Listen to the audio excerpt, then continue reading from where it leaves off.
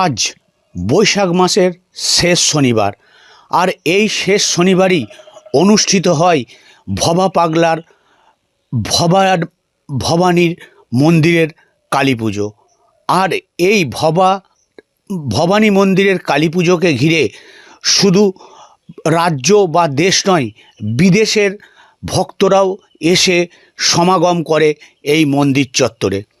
2016 সালে এই পুজোর দিনই কালনা ফেরিঘাট থেকে শান্তিপুরের নৃসিংহপুর ফেরিঘাটের মধ্য যাতায়াত করার জন্য যে নৌকাডুবি হয়েছিল, সেই নৌকাডুবিতে 18 জন প্রাণ হারিয়েছিল।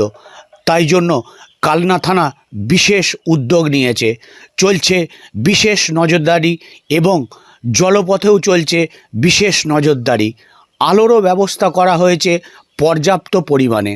তাই এখন ভবার উৎসব ঘিরে মেতে উঠেছে কালনাবাসী তথা দেশ বিদেশের ভক্তজনেরা।